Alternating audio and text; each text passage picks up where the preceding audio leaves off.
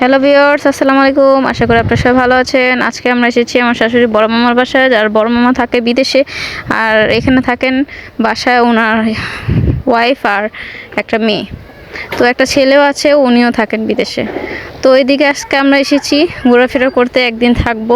যেহেতু আমরা গ্রামে এসেছি 3-4 দিনের সময় নিয়ে, তাই আমরা একদিন করে সবার বাসায় থাকবো।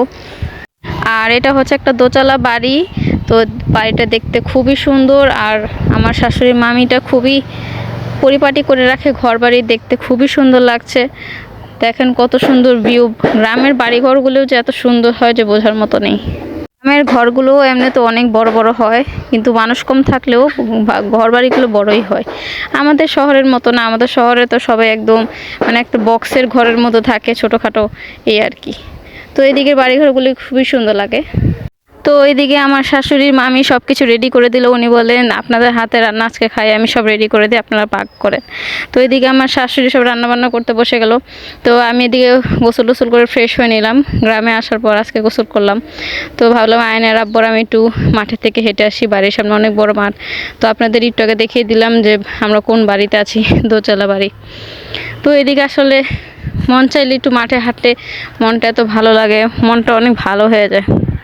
তো আমরা যে সবাই ঢাকাতে থাকি বা যেই সবাই সবার শহরে থাকি, এরকম তো পরিবেশটা পাই না আসলে। আমাদের মন ভালো লাগলে বা খারাপ লাগে, যাই লাগে, আমরা কি করি, বাইরে ঘুরতে যাই, রেস্টুরেন্টে যাই, নাহলে ছাদে বসে থাকি আর কি। কিন্তু গ্রামের প্রকৃতির মজাই আলাদা আসলে। এদিকে আমার খালাতো দেবর বললো আসেন ভাবি, আপনাকে আমি সামনের দিকে একটা শ্মশান ঘাটে নিয়ে যাই, এখানে একটা শ্মশান ঘাট আছে।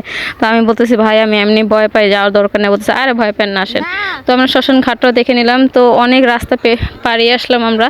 তো এদিক দিয়ে আমাদের বাসাটা শর্টকাট ছিল, তাই এসে পড়লাম। তো এদিকে দেখে দেখে সন্ধ্যা হয়ে গেলো, আমরা বের হয়ে গেলাম একটু বাজারে ঘুরতে যাব। এদিকে সামনে একটা বড় বাজার আছে। তো এই বাজারে আমরা এখন ঘোরাঘুরি করব। আর সাডেনলি শুনি যে আমার জন্য একটা কাপড় কিনবেন আম্মুর সেই বড় মামি, মানে গিফট হিসেবে দেবেন। সবাই তো এভাবে একটা নিয়মই হয়ে যায় এটা, যে কোনো নতুন বউ আসলে বাসায় সবাই একটা গিফট দেয়, সেটা কাপড়ই হোক বা টাকাই হোক। তাই বলেছে আমাকে একটা কাপড় গিফট করে দেবো। তো এইদিকে আমরা বাজারে আসলাম, অনেক সুন্দর সুন্দর মার্কেট দেখতে পেলাম। তো বিক্রমপুরেও যে এত সুন্দর সুন্দর মার্কেট আছে আগে জানা ছিল না। তো আজকে আমরা যে বাজারে এসেছি এটা হচ্ছে ইসাপুরা বাজার, এটা বিক্রমপুরের মধ্যে অবস্থিত। তো এখানে যারা যারা এসেছেন অবশ্যই আমাকে কমেন্ট বক্সে জানাবেন, আমি জানতে চাই আপনার আশেপাশে কে কে আছেন এদিকের। তো এইদিকে 2-3টা দোকান দেখার পরও তেমন একটা ভালো লাগেনি। কাপড় আমার কাছেও না, আমার বড় মামির কাছেও না, আর আমার শাশুড়ির কাছেও না। তো দেখতে দেখতে সেই মামিটা বললো যে চলেন আর একটু সামনের দিকে আমার একটা পরিচিত দোকান আছে, সেখান থেকে নেই, সেখানে কাপড়ের কোয়ালিটিটা ভালো আছে। তো কাপড়ের ভিডিওটা আমি শ্যুট করতে ভুলে গিয়েছিলাম, সেটার ছবি আমি সবার লাস্টে দিয়ে দিব আপনাদেরকে। কাপড়টা খুবই সুন্দর ছিল। আজকে আমাদের তেমন কোনো প্ল্যান ছিল না, তাই আজকে আমরা বাজারে ঘুরতে এসেছি, দেন একটু খাওয়া দাওয়া করে নিব।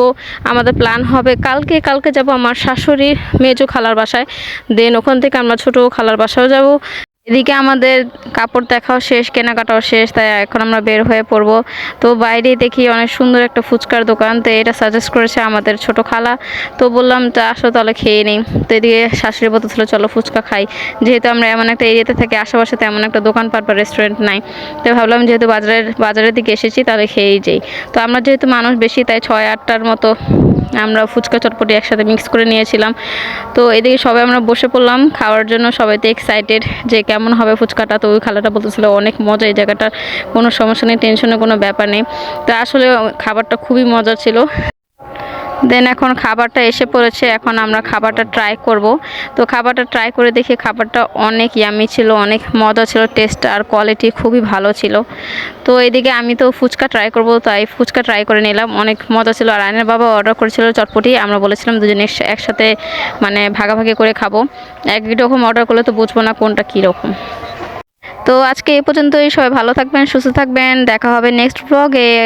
আল্লাহ হাফেজ।